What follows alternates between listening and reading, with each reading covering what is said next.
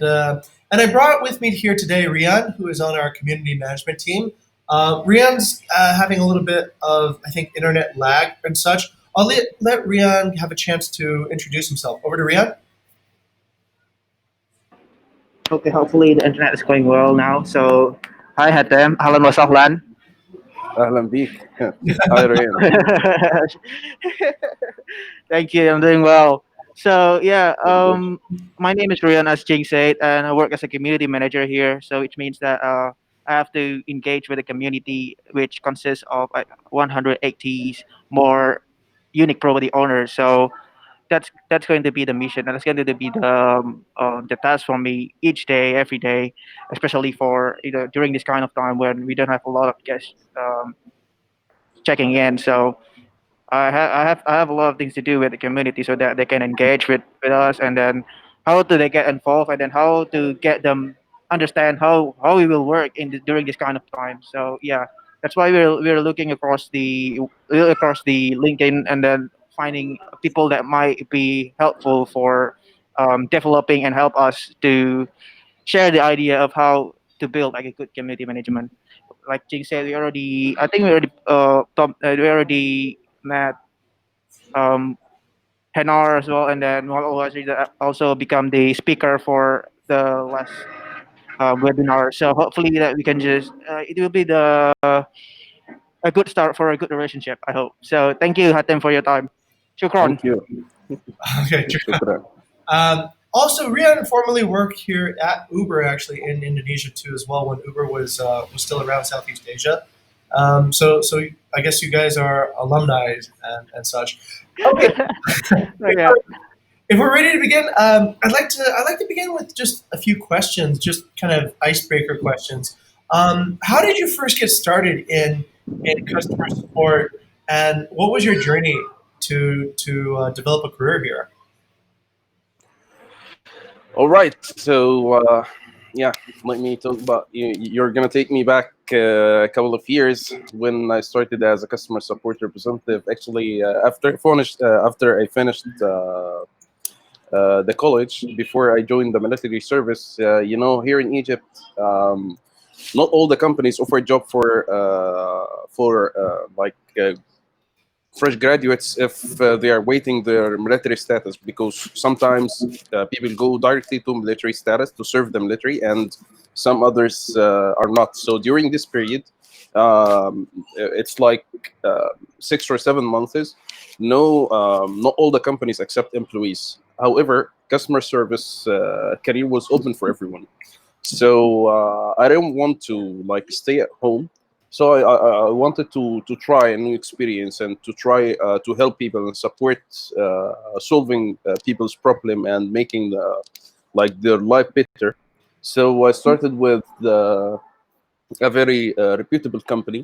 I worked there 3 months before I joined the military service, and I enjoyed the experience actually. When you go every day in the morning and talk to random people about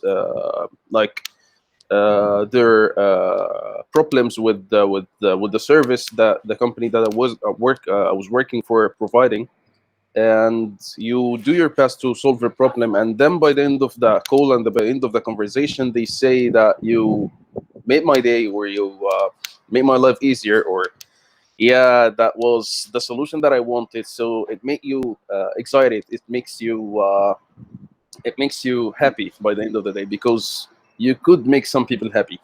And that was the start actually, when I started to love serving people, love interacting directly with people. Then I joined the military for some time, and then after I finished, I started to get back to the career that I loved actually the most, which is customer support. I started as a call center agent. Like, it's the very entry level, and it was an outsourcing company. And I worked in different companies until I worked at Uber when they launched it in Cairo back to 2016. I was in the first batch serving SSA region. And we started actually in a very small room in a very big building in Cairo, but it was a very small room until we reached it like a community of 1,000 employee, or maybe a bit less, but it was around 1,000 employee, and we were sharing a building with very reputable companies like Mercedes and Siemens. So that was a very big success for us. And when you're seeing these changes are happening around you and you're part of this success, it makes you feel proud and loyal to this organization. So that briefly was my story with customer support. Okay, that sounds like a pretty amazing journey. I Yeah. remember also I can share with that, like when I started at Airbnb in Asia, they had just began with just a shop house, and I think I was about the 14th or 15th person hired for the Asia office. And since then, they eventually went to take over. Like 8 years later, they took over the building that Facebook was in Singapore, which Wow. is huge in 3 stories, and they fit. I think it fit like close to like 500 people. But then, ironically, everyone started working from home. So then it's sort of like never really. I've never been to the building back again where I saw actually a full crowd. So that was yeah. I remember seeing that energy and watching watching things scale. I just had a random question because you mentioned the military. What part of the military did you serve in? Was it Army, Navy, or I'm not sure if the Egyptians have Air Force, but which branch? Yeah. Actually, army, but Okay. I didn't stay for long because I had something in my eyes. I had like a rare disease in my eyes that prevents me from shooting well. So I discovered that. Yeah, I discovered that after joining the military actually, and then I left after like 3 to 4 months, and that was like a surprise for everyone. Okay. So I didn't stay for long. Okay. Because I was going to ask if actually military service prepared you for a leadership position, but I think it might have been maybe too short to actually have, Yeah, have overall it, influence. it was like the training period only. Oh wow. Okay, just the hard part then. Yeah. Curious then, like I noticed you stepped up in your career and you became a lead. Can you tell us a little bit more about that journey from starting as, let's say, I guess in the beginning, and then eventually finding ways to get promoted within the organization? Yeah, so at the beginning it was like any other job. You just sign in for the job, and then when you join the team and enjoy the community and the atmosphere, especially that was a very very small community. Like I started with, I was one of the first 30 employees, I believe, or maybe less. So we started at a time, and the community was very, very good, and the atmosphere was very like healthy and encouraging people to work. So it was like any other job. Yeah, I enjoy my job. I enjoy my day-to-day operations, and that's it. But then when I realized that the company is growing and everything is getting bigger, I started to think of my own skills and my own improvement and my own like growth as well. So if the company is growing, why don't I think of my own growth as well? So I started to work on some skills, and back to these days, actually, the promotions was limited to subject matter experts and team lead. And actually, while I was an agent, I used to be the subject matter expert for the team. So I did not want to continue with a thing that I already mastered. Yani, I can be the SME for the team, and this is actually my role, but it's not official role back to these days. So I started to think of other solutions, of learning something new, of maybe taking like my skills and my experiences at this time to a different level. So I started to think of people management. And to be honest with you, when I started thinking of people management, I did not think of all the skills or competencies that would qualify me to be a people manager. And I did not I didn't have the background of how to be a good leader, how to be a good manager. And I started to work on people management skills. I started to work on analytical skills, problem solving, maybe planning, and some other skills. Like The first couple of time when I applied for the promotion, I couldn't make it actually because I was missing some competencies. But I took this as a challenge, and I worked on my skills again and again and again until the third time when I applied, I got the position. And starting this time, actually, I started to do things practically, and that was very different than doing or studying and working on skills theoretically. It's very different. So I started to practice how to be a team lead, how to lead a group of people. And actually, my team back to these days was almost 27 agents. So that was a very big team back to these days. It was very hard to do the daily one-on-ones, or I'm sorry, the weekly one-on-ones, or to manage the daily operations, to do the queue management thing or the performance management thing. So that was very hard at the beginning. But then after some time, I started to like I work it on gaining feedback from people that I'm working with, and work on the things that I need to improve until I get better. And actually, my manager survey was getting better by time as well, because when I started the survey, like, the manager survey, you know what the manager survey is? So the survey was it had a lot of areas for improvement, especially that um, I'm uh, I'm a person that focuses at work like 100%. I used to ignore the human side when I started as a team lead.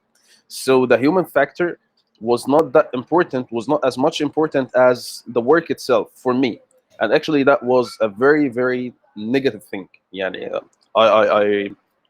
I encourage everyone not to do this actually, because focusing on work only will not lead you anywhere. Because by the end of the day, you're leading a group of people who are coming from different backgrounds, who have different interests, who have different goals. So if you're just focusing at work, you may think of things that would make sense from your perspective, but from their perspective, it does not make sense. So that this is a thing that I learned it by experience actually. And when I started to learn this, I started to work on the human factor, and I started to build bond with my team, build a good relationship with them, do maybe outings and chit chats every now and then until we get like closer to each other, and that led to a better relationship at work, and then better outcome from their performance. Got it. That's actually Yeah. wow. Okay, that's quite a lot to unpack there. But I actually would say that I've noticed that too. Actually, as leading a organization here in the very beginning, I remember we were just three people, and it was all pretty much about the work. And I remember when you're small, it seems to be easier in that sense because the work itself, if not done, would sort of destroy the entire organization. Like you're doing this just to survive.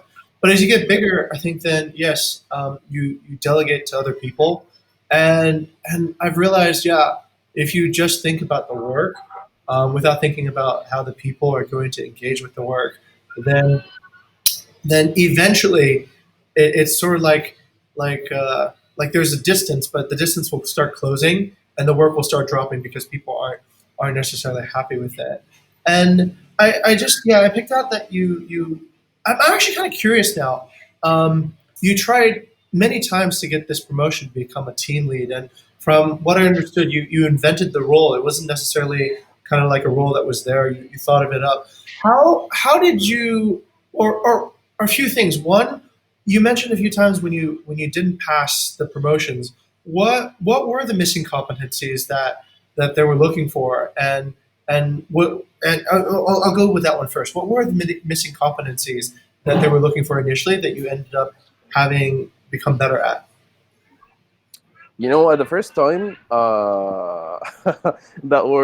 was the worst experience for me actually. and I'm not shy now to share this with everyone. But at the first time of my promotion, when the interviewer asked me, what will be your challenge as being a team lead, my answer actually was very disappointing. Like I said, I will never have any challenge.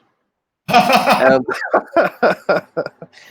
and that actually was the most stupid answer that I've ever said and I've ever listened to while anyone is doing an interview. And actually, I realized that after I said the word at the interview, but I could not change what I said. Like after I said that, I said to myself, "What?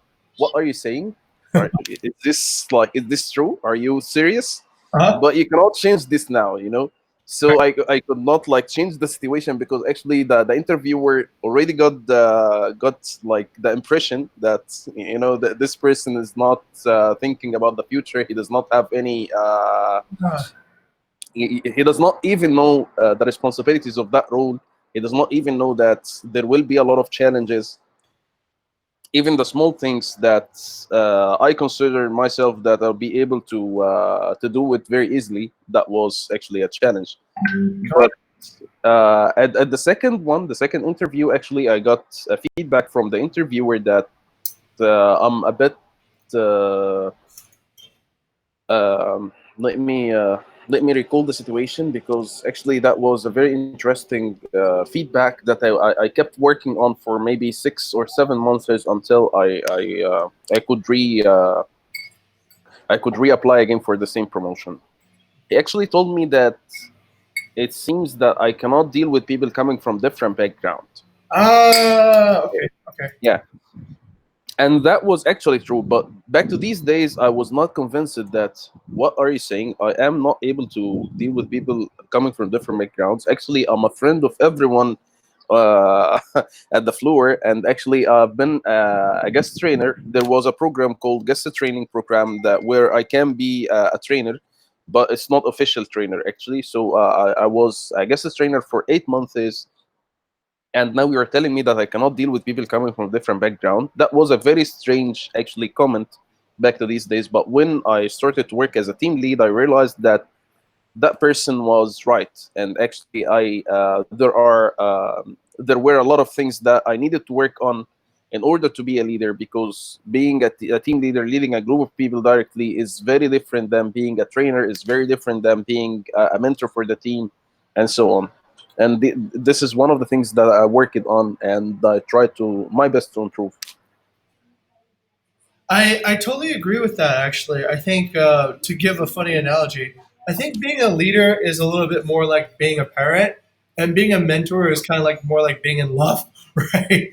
It's sort of like I've noticed I've been both, and generally in a mentor relationship, it's all very sweet because it's short and it's done over time. But if you're leading, what I've seen is actually that you have you kind of you're there for all different phases, right? Your team sees you Yeah, when you're happy, your team sees you when you're not, and your team develops opinions about you constantly.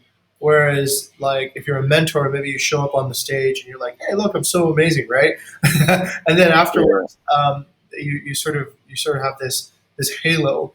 I definitely agree with you on that one, and I myself have actually experienced that too, oftentimes as well, where I'm here in Indonesia, where I'm not anything like the people that I'm leading in like the most physical or basic ways, but yeah, I struggle with that too, honestly, and it takes quite a while, and even even then sometimes this is a good question. When do you know that you've become good at leading people? Actually, like that's something that I've always wondered about. Like how do you? Yeah, yeah. When do you know that you've become better at leading people? Um, to be honest, the anonymous survey that used to be sent to people every 6 months was one factor that made me believe that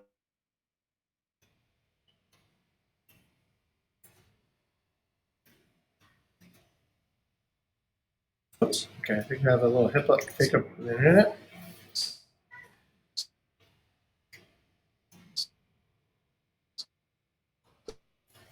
Uh,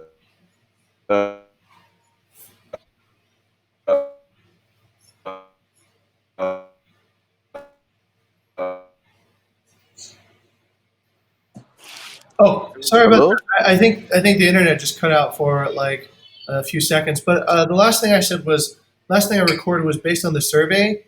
You felt like, and then I lost you after that.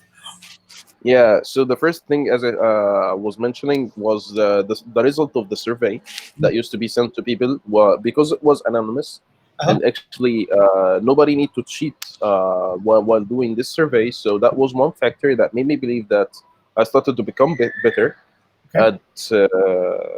at my position.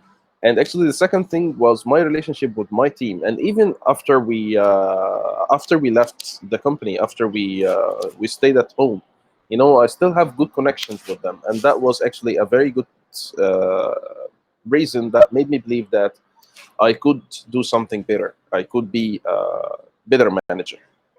Okay, got it. And actually, some of them is still getting back to me asking for a consultation and support, and that was a thing that, like, it makes me proud that I could build this relationship that stays even after leaving the work. Got it. Got it. And just out of curiosity, I'm trying to see how this worked. Did you know Muhammad was Waris? El Waziri. Yes, Al Waziri. Yes. Yeah. Were you guys were both okay? Were, was he? Were you his boss by any chance? Because he mentioned he was a subject Uh, matter expert, and I didn't know where team lead and subject matter expert stood. no, I actually started earlier than Waziri. Uh huh. And during the time he joined Uber, I was, I guess, the trainer and then a mentor. Uh huh. But then he got promoted as a subject matter expert before I get promoted to a team lead, and then he moved from a subject matter expert to a team lead. And we like when he was a subject matter expert and I was a team lead, we were like a team, but he was doing a different job than mine. Ah, And then he became a team lead, but in a different team. I see. I see. So We. we started to be stakeholders, Oh and we wow. used to deal with each other here. Okay. Okay. I've noticed that.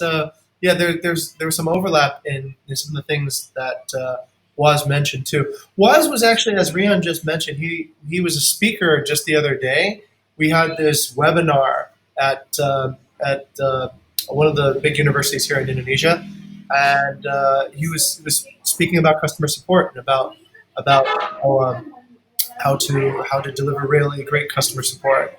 And yeah, I yeah, totally saw that there was some overlapping issues there.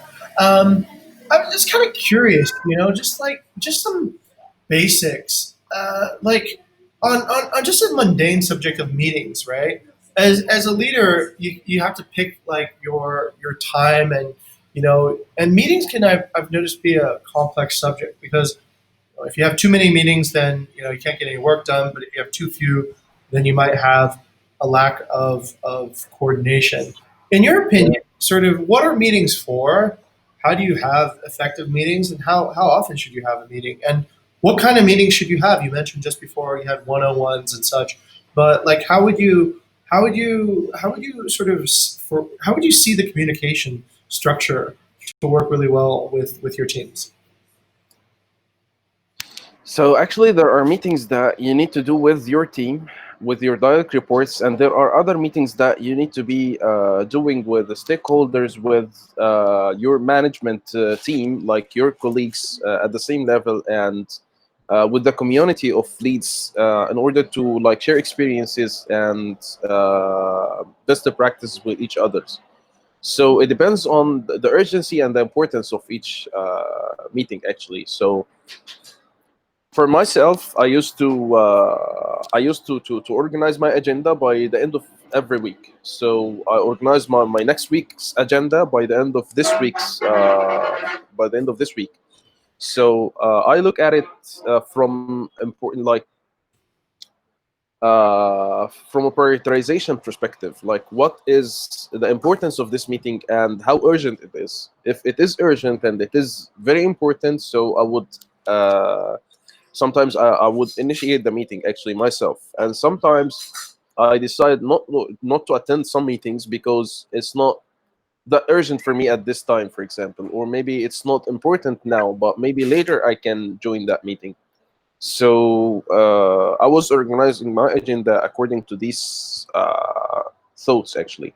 Okay. So So if we're talking about the important meetings from uh, that would help you build a good relationship with your team, I maybe I can share actually two of meetings, which is the monthly meeting with the team where you can gather all the team together and talk about the team's achievements and where you reach it and what are your plans for the next month, hmm, and the weekly or bi-weekly one-to-ones.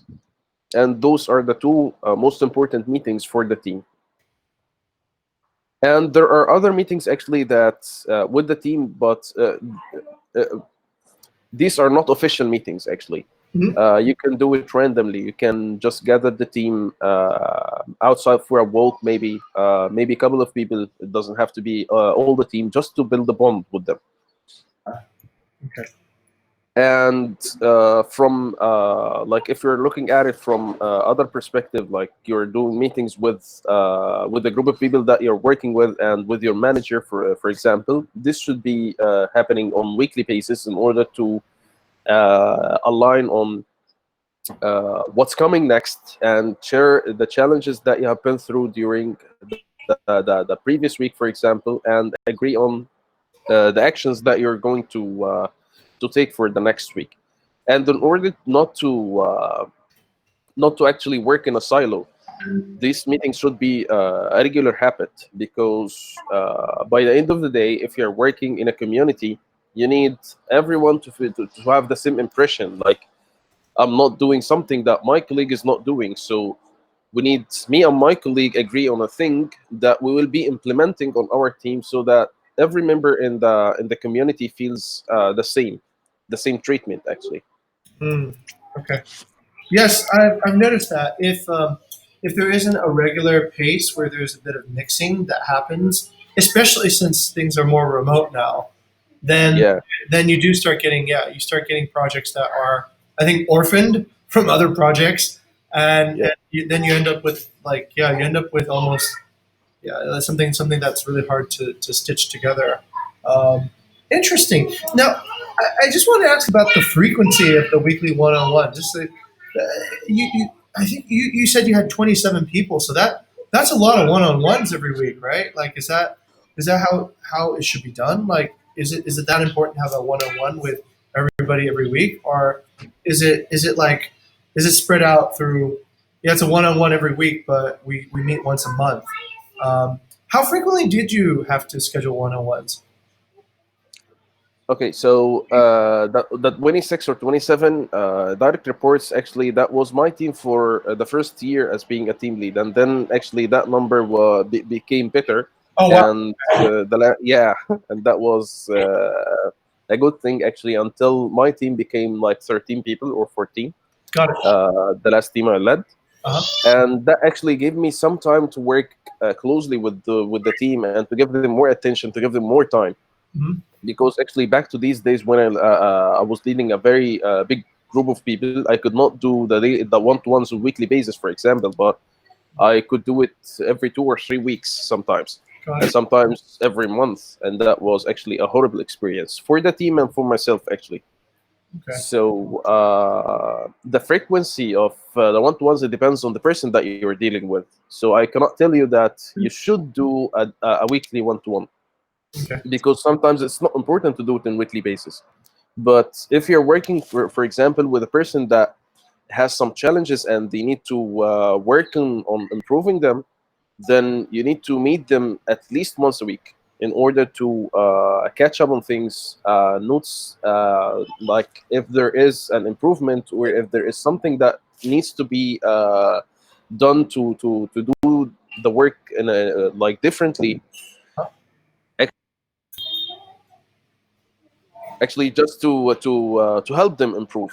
So you need to increase the frequency of the one to one. But if you're having a person that uh, does not have a lot of changes, like um, you already, for example, meet every now and then, you go for a walk or something. So there are not a lot of topics that you're gonna talk in an official one-to-one. So actually, I consider the unofficial one-on-ones as well. Okay. Okay. Got it. So sometimes I do the one on bi-weekly basis. So it's not like it's not a rule, you know.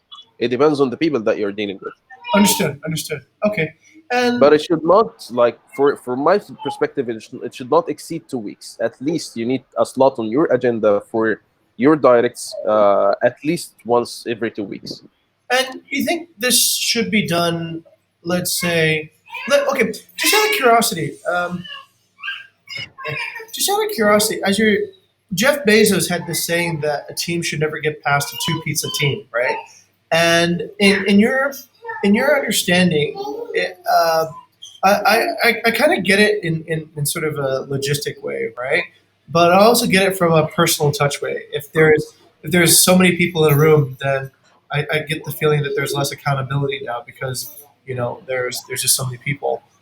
From your perspective, the purpose of a team lead and sort of like at what point does there need to be sub leads and other lead, like when how many people can one person effectively manage before there needs to be delegation to that, and is it possible to get really clever at how to delegate this as the team starts growing?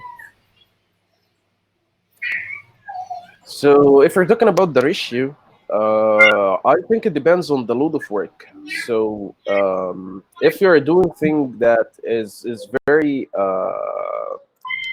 maybe complicated, or there are a lot of things that needs to be done, and there are a lot of changes every now and then. So having a lot of direct reports under the same team lead is not effective.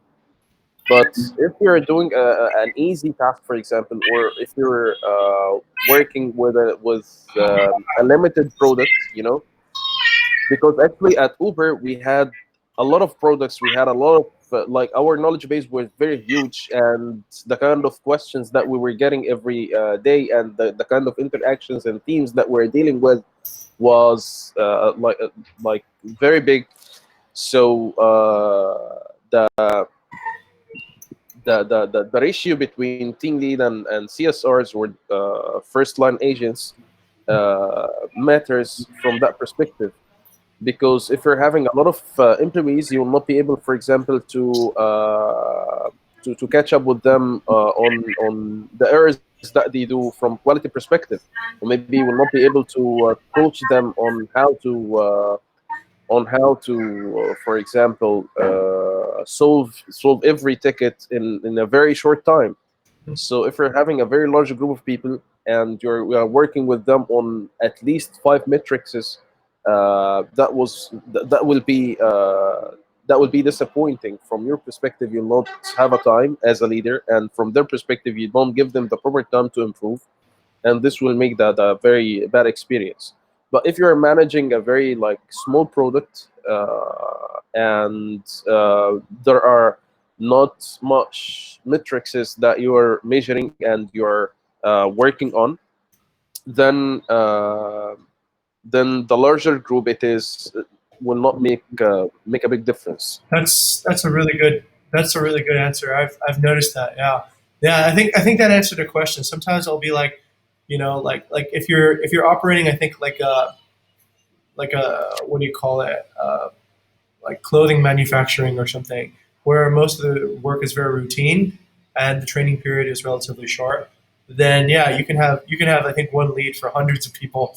But when you're working, I think on lean agile teams that have, like you said, a lot of changes and a lot of you're trying to do things dynamically and learn and evolve. Then yeah, I've noticed that having smaller leads, having smaller teams led by a person is indeed necessary for the structure to be right. That's a really good point. I hadn't thought about that before as a dimension of complexity of the work. It seems really obvious, but I guess that's why we come out for mentorship, right? Okay. Interesting. Interesting. I think another going into like the world of community now. So you have your group of direct reports, and they're engaging and interfacing with a larger community of drivers and riders out there. What do you feel like are your like when you lead a community? It seems so abstract in a way, right? It's like, yeah, there's all these people who are using my application, my services. They're using Uber. But if you want to get, let's say, behavior to change, or you want to, bring the community to a new innovation, like you have a new product, you want them to start trying it out. You want to encourage them to engage with a new feature on the app. Do you find like where do you go to find where you have the most control? Like where do you get like the 80/20? Like where 20% of your time gets 80% of the of the effect done? To be honest, one of that was not within my scope. So maybe I can give you my perspective on how I see things could evolve. But like on a professional level, that was not one of the things that I do. So I'm afraid to give you like a wrong answer or something misleading or something like this. But I see that in order to lead a change like this, you need to look at the client behavior, like what are the client base that you're having and what are their behavior and what are their culture is looks like. So that will really help in leading this change, because actually if I'm measuring this on a thing that I work it on, for example, uh, at Uber, when we started to do the callbacks modality, we at Uber back to 2017, for example, we did not have an option for drivers to make calls or to do callbacks.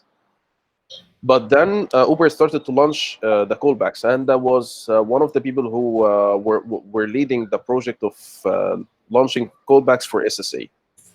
So at the very beginning, we thought that people will strive to do calls, will migrate actually totally from sending messages to doing calls. But we realized that the calls that we're receiving per day were, in comparing to the messages that we're getting, were very low. So the behavior of the people actually was shaped to send messages and to communicate with messages with Uber.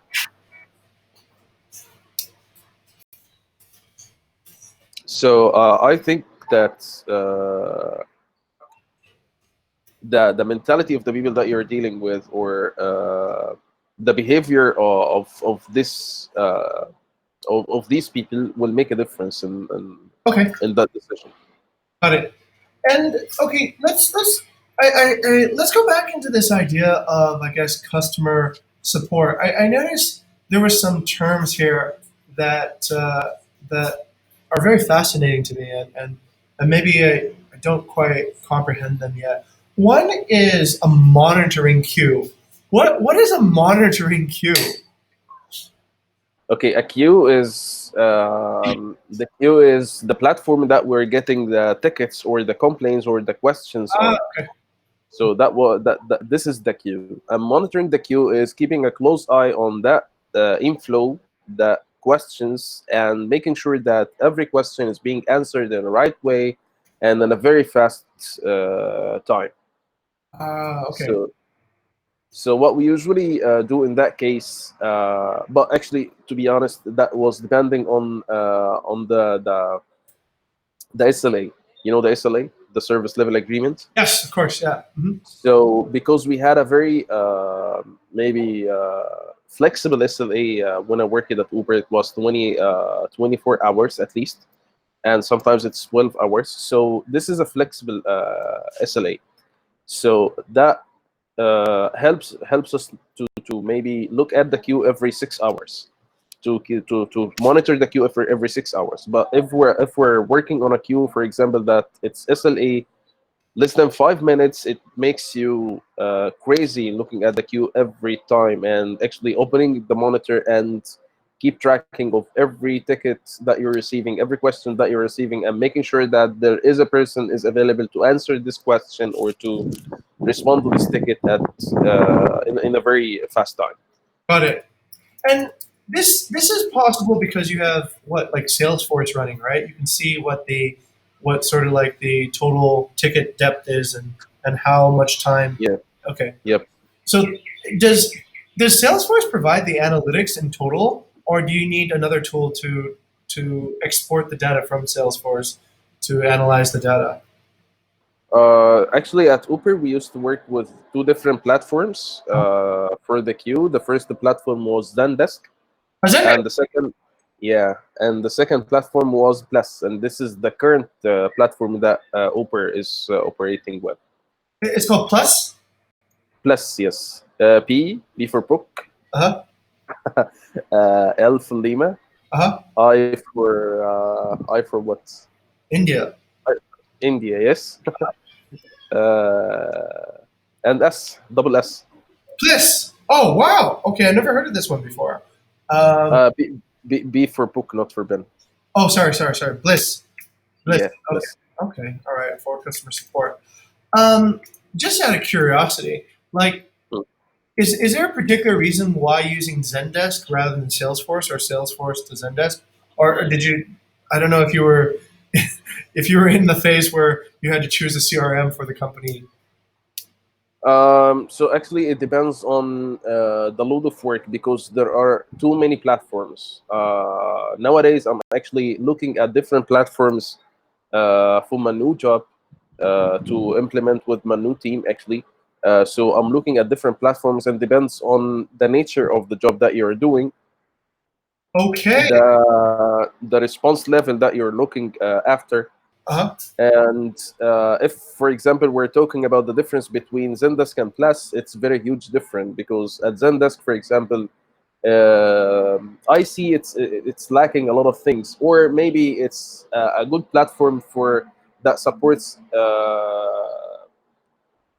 sales better than customer support, for example, because it had like it's missing a lot of features.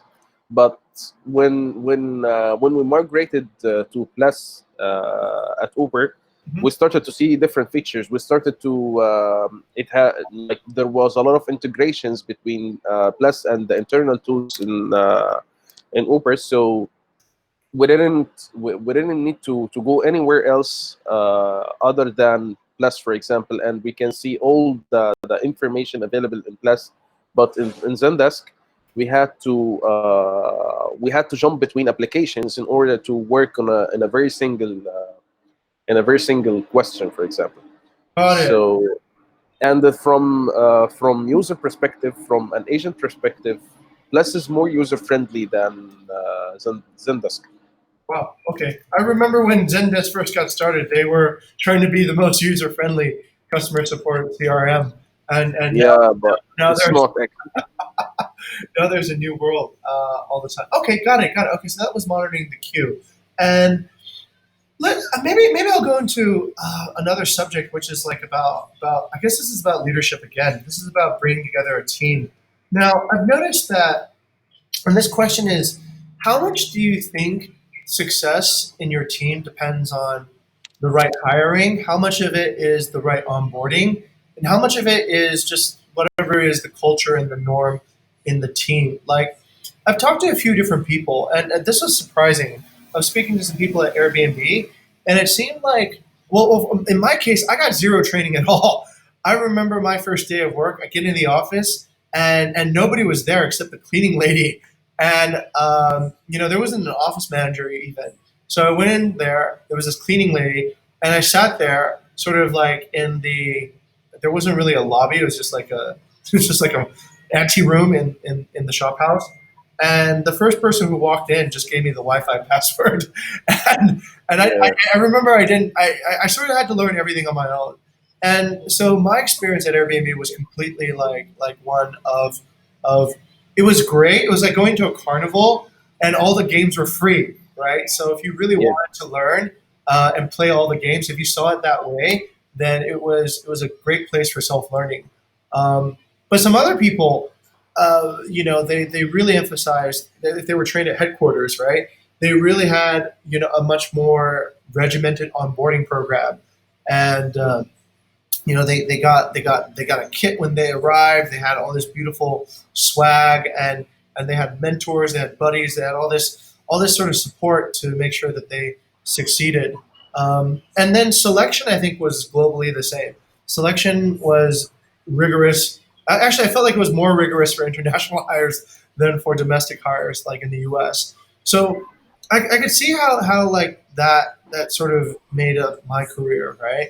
But in your opinion, team lead, like what do you think it is? Like having seen so many agents before, having seen the scaling of a company, where do you believe is the most like vital part, or maybe they're all vital, but what are your thoughts?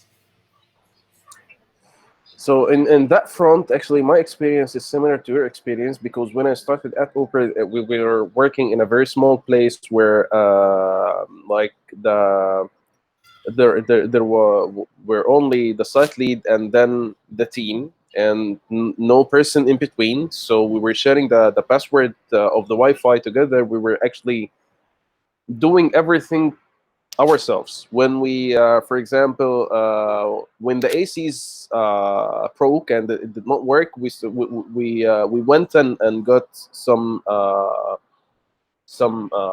fans, ourselves, and we started to set them up. When actually we needed more tables, we started to set up the tables ourselves. So we used to I used to do this myself, and actually the training was not that comprehensive. The nesting period was not that long, so yeah, we had our playground, and you go and do whatever you want, and um, there were less monitoring. So nobody was looking after you and saying that you're doing a thing that is completely wrong, for example. So it was an experience of doing the self growth. You're improving yourself by your own. So if you're willing to improve, you will be in a different position. If you're not willing to improve, you will stay where you are, or maybe you can leave the company. But when things get evolved and the company gets bigger, everything's start to be structured. Back to this time, we did not have any position, but later on, we started to have quality assurance specialists and subject matter experts, and for example, real-time analysts, and everything started to be structured. So you will start at this stage of time. You will start to look at the caliber that is joining the company. Will they be able to catch things quickly and improve quickly in order to match this growth and improvement, or they will not be able to do it? So they can be refused from the very beginning. So it depends on the scale of the business that you're having at a specific time. Mm. And actually, if you're just starting up, you will be looking at the calibers that you're choosing from a different perspective. So, for example, I would choose, if I'm a hiring manager and my company is starting, I would choose the people uh, that are innovative, and that are creative people, that they will be work independently. But at a later stage, I would look at different things. Maybe it does not make a big difference for me if a person, if I sense that the person is dependent, for example, because I know for a fact that there are people there to support them. But if Mm. I am starting, I will never actually accept a person like this. You know. Okay. Okay, good. Got it. Who will get things done? That's actually a really interesting point, and that relates to sort of like the evolution of a company. In my case, right, like starting this company, I think from the beginning until now, there probably have been on the order of maybe, oh, I don't know, maybe about 50 people who've worked here from beginning to now, right? But how many people have actually stayed and remained in the company since the beginning? probably five, right? So maybe 10%. And part of me regrets that, right? Like maybe it's like, hey, look, maybe I suck as an employer. Relating back to like your journey through Uber and your new journey now in the place you're working, is that normal? And actually, moreover to the fact of this, I've noticed, is it better to actually allow people to leave when they've reached their capacity rather than investing like, and this is where this is my thought process, right? I always want to bring people along for the journey because I think we're on a this great mission to become this world company. But I realized that at certain stages, I've noticed capacity tops out, right? Like maybe somebody was a specialist and they were so special at doing what they were doing and they were really good at that. But the minute you ask them to lead, they become not that great, right? And then it becomes like you have this sort of embarrassing situation where this supposedly more senior person maybe cannot actually inspire or lead a group of new people here. So then you're forced in a HR sort of perspective, like what do, right? Like you kind of want a reward for loyalty, but you can't really have them in a senior role either. And then you're dealing, I guess, subsequently at some point with turnover, either because you haven't made it, you haven't been able to promote this person up, or they've just reached kind of like the end of their journey. And is that something that you've seen happen? And how relatable is that to your journey at Uber and in your experience as a lead? Yeah, I saw.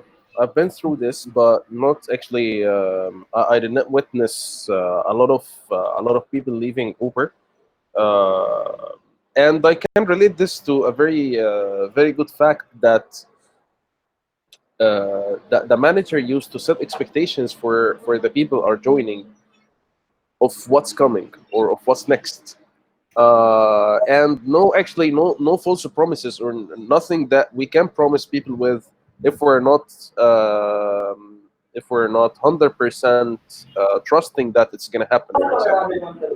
So if I know for a fact that in couple of months there will be opportunities for growth and for professional growth for people to grow, I can offer this or I can talk about this in an interviews to set people expectations if a person is interested to grow and if they are having good competencies to apply for a different role, so they will be interested to join the company. But if this is not true, actually, after a couple of months is when they realize that there is no promotion round, for example, they will start thinking of leaving the company. So setting expectations is a very important factor from both perspectives. You need to know where you are now and where you will be in a specific period in order to be able to transfer this to the people that are joining. And choosing the right caliber at the very right time is making a difference as well.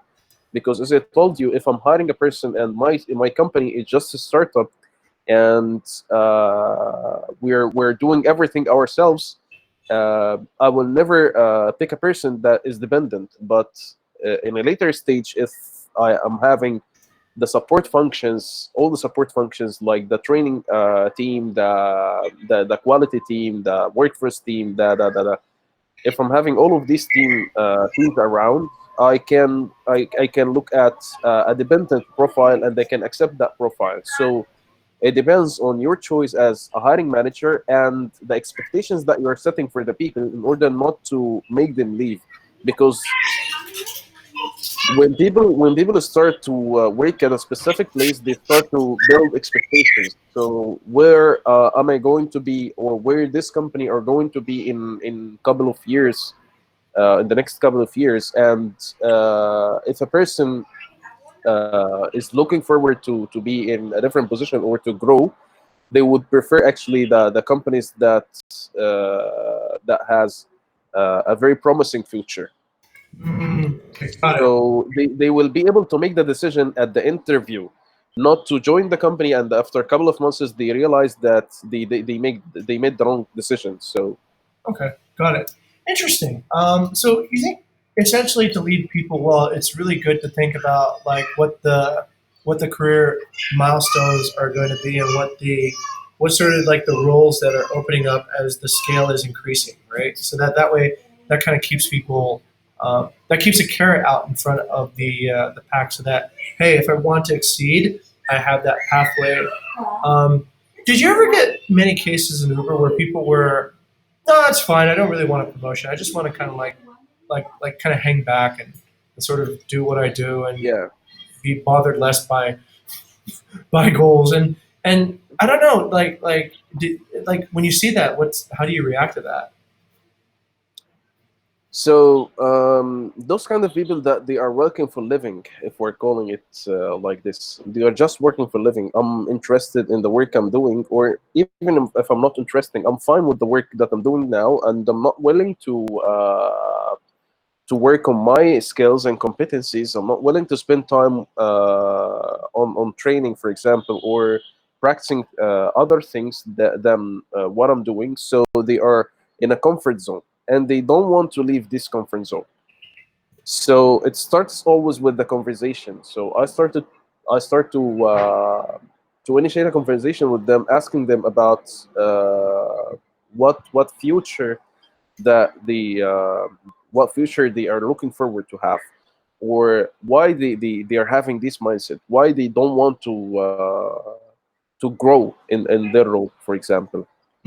And the answer is always vary, because some people are working for a specific period in order to maybe do some money and then start to do their own business. Some people are working and they're not willing to invest like time and effort in the current role because they know for a fact that they will never stay forever. And that was the most common answer that I'm getting, because people are like these kind of people, they are not looking forward to stay forever in that role, and they are aiming to either uh, they are waiting an opportunity in a different career, or maybe they want to start and initiate their own startup, for example.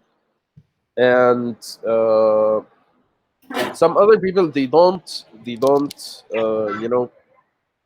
that the eagerness to learn, they are not eager to learn something new. They are not they don't actually know uh, where to start, or how to begin, or how to improve. And those are the kind of people that we can work with as managers. We can show them the directions where to start. But if a person that is believing that there is no way that I will be moving like or I will be doing the same exact job in the same exact company in the next couple of years, so there will no way to convince them to start working at their careers and improving their career position. Got it. And I think this is coming from understanding people more, right? From speaking with them, from the one-on-ones, from getting to know. Yes, And it always starts with a conversation. You cannot come to a conclusion that a person is not willing to improve unless you go and have a conversation with them. got it. Okay, that's really good. That's really good. Um, those are actually really good insights, and I've noticed that I've talked to everybody at Uber that I've spoke to. Always mentioned loyalty to the company as being a very strong um, sort of emotional attachment that they've had with Uber. Yeah, When I ask them why, it always comes back to this idea of Uber helped me upskill. Uber helped me learn new skills and capabilities that I didn't have, such that even when I'm on my own, I'm I'm a better person now because I know how to do all these things I didn't know how to do. Besides the skill part, do you see any other reason why this relationship of loyalty developed between the company and the employees at Uber? I think besides the opportunity for growth, maybe the kind of relationship between people at Uber. So if, for example, like I'm gonna talk about my experience at Uber. When I was a very young in my role, I was just a beginner, just a CSR, the very entry role. and I had an initiative to work on improving a very huge product in Uber, which is the cash thing. Uber, when Uber started, there were only the Visa option or the credit or Mastercard option. There were no option to pay in cash. Yes. But later on, yeah, but later on, when they started to launch in Middle East and some countries in Asia, they started to offer cash option. So the Uber system actually was built on recognizing the traps that was made in credit, for example. So in order to deal with with issues that are related to cash option, and for example, if a client, if a rider did not pay a money, for example, and you are getting a driver that is very frustrated because they did not receive any money, and you want to make them a refund, that was a very bad experience actually, and it was not doable at the system because there were a lot of how can I call this? You could not recognize this in the system, so there are a lot of workarounds. So Right. when I had an initiative to work on improving this experience from supportive perspective and from technical perspective, I found people are very supportive, Uh, even if they are having a very high road. For example, if their level is very high, for example, they don't pay attention to the leveling. So when I started to talk about my initiative, I started to see everybody is listening and everybody is supporting and everybody is helping me until I get like I made a difference, and I made a tool that was being used in Uber in different markets, actually in all Uber Cash markets. So my tool has been used in all markets in order to improve this experience wow. because of that support. So and I was a very young in the position, as I told you. I was just at the entry level, and I got the support from everyone. You know, so having the sense of having people that are having your back and that are supporting the good idea, and they are looking at the idea, not the position and not the level, that was encouraging and that was increasing the loyalty unconsciously. So Excellent. Excellent. uh, I heard a lot about that. Like, we actually borrowed one of Uber's core values, which was step on toes. And I think that was something I heard Travis speak about commonly, this idea of good ideas come through debate, and there should always be an idea meritocracy in a company such that the best ideas should float up to the top and not be stifled by, oh, because this person is new, we're not gonna listen to them. And yeah, that okay, I get it. So this idea of, as long as you have a good idea, and as long as you understand why it's a good idea, then people can really rally around it and such. Did did you ever feel like some people who now this is a funny question, right? Did you ever feel like people who might not understand that their ideas were not any good would feel betrayed by, like, why isn't anybody listening to my idea? Like, let's say you had somebody and they were offering, let's say, I guess it's hard because, like, ideas do, they depend, right? And you kind of debate it sometimes. But did you ever see any cases of where, let's say, somebody felt unsupported because their idea was not heard, and then they just took it as, let's say, oh, it's because I'm new here, or something like, how how do you actually avoid cases of a misunderstanding about the idea not being used because this person hasn't really understood how it would actually be be implemented or such? Or I don't know if that question makes any sense, but what I'm trying to say is, like, if somebody did have an idea and it wasn't any good, how would they still feel like involved, I guess, and valued in the company? Did the company just say, okay, thank you for contributing, but we're not going to do that? Or like is it something else? actually, it depends on the way that you're gonna deliver your message to that person. That his or her idea is not maybe supporting what we're doing now. Maybe it can be a good suggestion for the future, but for now, it's not a very good idea. So it depends on the way that you're delivering the message. So if I'm just telling the person that thank you for the idea, but we're not gonna do it, and that's it, they will feel betrayed, as you were mentioning. But if I'm telling them that maybe this is a good idea, but not for what we're doing now, maybe it's not relevant to the goals that we're trying to achieve at this quarter, for example. Maybe we can look at it in a later stage. They will start to have faith on their ideas, that it is valuable and somebody has listened to the idea, but it does not match the goal of the company at this time. And you, So that's yeah. that's super good. Oh, okay. Thank you so much. I think we've almost exhausted the hour of time. I think Rian wrote a question over here. Rian, I'll let you have the final question with our guest here. Yeah. Okay, sure. I'm actually not pretty sure if this question is already answered because you already talked about the community with the driver and also. Okay, sure. Take your time. Yeah, just give me 1 second. I'm gonna grab my Sure.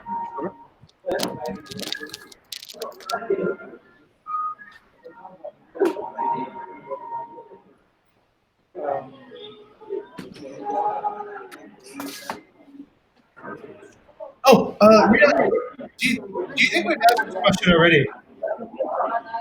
I thought so because you already talked about community engagements regarding the driver and the team within the team, right? So you already got engagement within the driver also because he works within the team, mostly within the team, and then also support the team to work with the driver. And you already have that question, or I think on the community engagement way above this question. So Okay.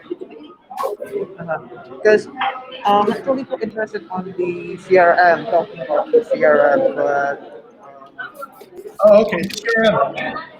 hello. I'm Hi sorry there. for that. My battery was about to die, so I had to grab my charger. No worries, no worries. Rian, just to quickly cover, no okay. worries. So, on this question, do you feel like this question has already been answered, or do you want to pivot to another question? I think this question is already answered because Okay. Hatem, most of the time that mostly you work with your team, right? So you work with your team as a leader and support them Actually, the to voice is not that what is called clear. like I cannot. Okay. Maybe Jing, you can like oh maybe you can hear the question, and maybe Go I'm sorry, Ryan, but okay. there are a lot of noise background, so I Okay, sure. That sounds Oh yeah, because of the noise. Yeah. okay. That's Okay. hmm? I will. Okay, so hopefully that you can hear hear my voice now. So that I believe that the question is already covered by Jane before, because regarding the driver and then how you engage within your team to help your team to get a better engagement with your community, which I believe it's going to be the driver and then the passenger as well. So yeah, that's going to be my question, which I believe that's already covered as well. So over to you, Jane. Oh, okay. Thank you, Rian, for the ask. That's pretty much it. Do you have any questions for us? Like anything that you're curious about, like that I can fill you in on in Bali or Southeast Asia or I don't know, like yeah. running a startup. Actually, yeah, I like your approach actually to seek like experience and sharing best practice with other people in order to do better things in your company, and this is a thing that I believe that you will do a very big change, and you will be having a very good company. Thank So you. good luck with this. Thank you. And Thank you. yeah, that was Thank you. very interesting. You know, I hope that I could help you in a way or another. Uh, You have, like you have. A lot of this that you've told us is it's kind of reforming my vision of how to be a leader, and actually also it's training like the video trains our team how to lead too as well. So none of this is I think inherently maybe it's because we're kind of unique in Bali. There's not a lot of other people or the industry to learn from. So all of this needs to sort of be imported here to create a culture, and that's why we're recording these videos and such. If we don't get this type of mentoring and such, uh, I've noticed even if I say it alone, it sometimes doesn't convince people on our team. So if they hear it from me, but they hear it from you, they hear it from like 16 other sources, then it starts really reinforcing, and it becomes a culture. So one of the things I learned from Airbnb, and I think Brian said it was he said, "Don't fuck up the culture," right? And I realized culture is very it's hard to build when there is not necessarily a reinforcement community around certain ideas. So a lot of these are things that I had intuited, but I needed them to be affirmed, right? And to like, okay, like, or some of them were in blind spots. I couldn't see it before, and then you mentioned it. I was like, yeah, okay, yeah, it's obvious now, but I needed some guidance to see it. And some of the other ones are I think it's hard advice, but it's crucial. Like this idea of laying out a career path for people, and like given like the COVID situation right now, a few months ago, we had to put people on unpaid leave, and so we restructured the company into all research roles. But now that I'm thinking about it, it's probably time to start thinking about like how those roles can evolve over time as well. Because yeah, people will want to have something to strive for besides just kind of continuing as they are in this category. So no, you're making it all possible. Thank you very much. And who knows, Thank you. 5 years time, we can come back and if we become really successful, we can say, hey, Hatem made us this way. It was because we had these discussions early on. So really appreciate it, and I want to make ourselves available for you anytime if you come to Bali. If you Yeah, maybe. here, So uh, actually, now I'm enjoying my time now in Egypt. So this is my first day at the beach. oh So my god! yeah, Wow. Wow, amazing! Okay. That looks great. so Are That's you a pretty cool beach, to be honest. yeah. When I told you yesterday that I'm moving and I'm traveling, so that was my destination. oh So I arrived yesterday. yes.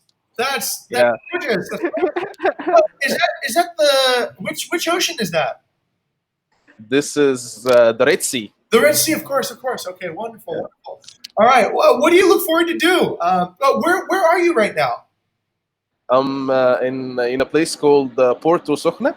Porto Samet. Okay, all right. And Yeah. what So what sort of things can uh, you do there? nothing actually. So next week is gonna be a normal working week, but I'm gonna work like from a different place.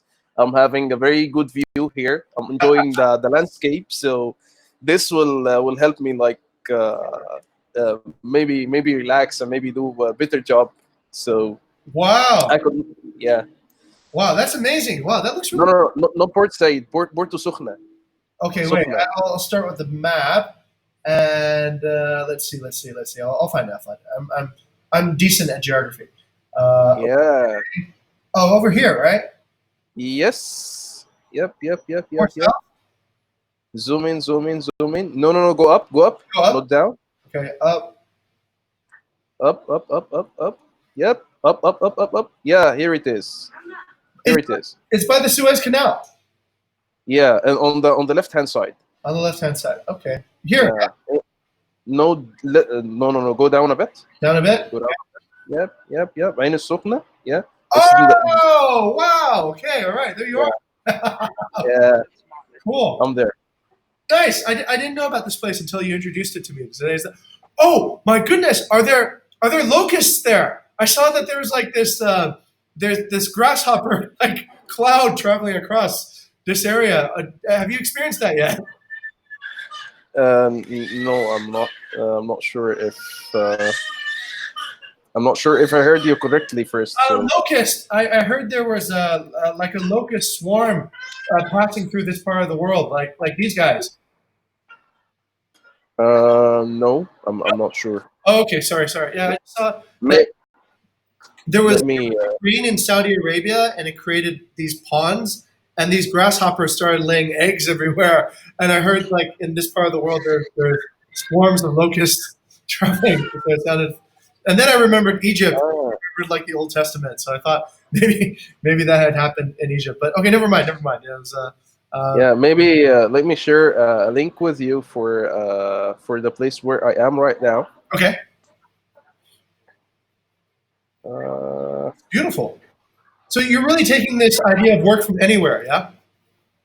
Yeah, because I'm working from home, so it does not matter if I'm working in front of a beach or if I'm working in a very small room. So Might as well. Might as well. Yeah, good point. yeah. Okay, I think I see a link come. So here it is. This is the link, and I'm putting it in the chat. Okay, Here it is. I'll check it out. Cool. Well, that's wonderful. What a great place to start the day. Oh, nice. Yeah, it is. Oh, Can you wow. see the view? I can see the view. I can see it. Yeah. Okay. Let me turn on the Google. Yeah, I'll turn on the satellite.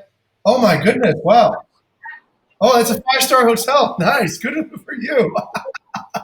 Yeah. Wow, that's beautiful. It looks like a water kingdom there. Nice. Yep. Yeah. And this is a popular place for Egyptians to go to visit. Yeah. It is a very popular place. Okay. It looks relatively new. Yeah, I see a lot of these look like new developments here. No, no, no. Actually, it's not new. Like, it's been here maybe 15 years or something like this. Oh goodness. Maybe more. Okay. Very good. Very good. Very nice. Very nice. Cool. Any good food? Actually, it's my first day, so I did not try any food yet. But it's not like a hotel, but it's different maybe apartments, Uh-huh. and it's like they don't offer the food service, but there are a lot of restaurants around here. Okay, got it, got it. Okay, that's pretty cool. All right, well, yeah, I remember this one thing. Actually, I saw it on a cooking show. It's sort of like an Egyptian breakfast made from fava beans. I think it's called foo, right? Um, Food, yeah. yeah. So it's like remembering. Okay, all right, Egyptian food. Yeah. Connecting there. It has a different meaning in English, but in Egypt, it's Yeah, yeah. It's like yo, yeah. There's always like cultural. Yeah, the words have different meanings. yeah. And this is actually people always mix between both things, and they call the person that is having a breakfast from beans. They give him like they have an impression that they are full. Because it's with an L too, right? So it's like, Yeah. yeah. Okay, but yeah, Rian. So I saw this travel video. This guy, I think it was Tony Bourdain. He went to Egypt and he was eating full, and it was it looked really hearty and pretty cool. So okay, Hatem, like I said, we'll share this recording with some of our leadership team, and also we'll post on LinkedIn to say thank you for sharing your time with us, especially on your holiday too as well. Thank you. So appreciate that, and wish you the best of luck and a good weekend from Thank you. over in Egypt. Thank you. Thank you. Thank you. And thank you for your time. I Thank you. enjoyed the call actually. So thank you. Excellent, as we did too. Okay, all right. See you, sir. Yeah. Goodbye. Bye. Thank you, Hatem. Also, Aida. Arasad, thank you. You're a very native speaker in Arabic, so this is very good for you. Maybe when you come to Egypt, you'll not find that hard. Yeah. And I'll be there if anybody Yeah, I decided used to to come to speak Egypt. Arabic I'll be as well. there. Just come and say hi, and they'll be very supportive to you. Yeah. Okay. Thank you, guys. Sure. Enjoy the rest of your day. Okay. And, happy Bye. weekend. Bye, Hatem. Bye. Yeah, bye. Okay, all right. I guess okay. That's Unfortunately, the internet doesn't work pretty well. okay. Rian, Unfortunately, the internet didn't work pretty well. yeah, yeah. I'm I'm actually looking for a place that have a good internet, but unfortunately, it turns out to be a pretty noisy place. Just in a matter of seconds, like it was pretty quiet before, and then now it's people just everywhere. So yeah, I know public that's why I life stayed muted for the hard whole session. hard to control. Hard to control. No. Cool. How Yeah. was that? I pivoted away from community because I noticed that he same with I think Andrea. They actually had more leadership experience than community experience. So I thought it would be Mm, enriching discussion. But what you said I was see. actually really good. Same like Andrea, I think they call a lot of things community, but in actuality, it's more just like leadership, right? So Was it Andrea, the lady in the Midwest that worked on the airports at Uber? Oh no, it's not. It's not. It's Cyril. Cyril Winter Andros. Cheryl, that's right, not Andrea. Okay, Cheryl, yeah, Cyril, yeah, Cheryl. it was So Cyril. Cheryl was also community saying, but in actuality, um, worked a little bit different, more of a specialist. But okay, Hmm. that was pretty cool. I got quite a lot out of that in terms of leading. Seems like Um, yeah. yes. I'm quite interested in the insight about CRM because you got a quite insight for Zendesk and the Bliss. You see, So for that, us, yeah. that's how you evolve on networking. Because I think every time you network, you go and you do some work, and then when you come back, you have now a better question to ask the mentor. And I think this was good. We didn't even know about Bliss before, right? Rafik's going out there. He's just looking at Salesforce. So I think that was pretty cool. That was good thing to know. And and he said, I think a CRM is best understood through actually. You can probably go on YouTube and just start watching how it works, right? Those would actually have quite a lot of material on it. Oh, okay. Let me go ahead and stop the video.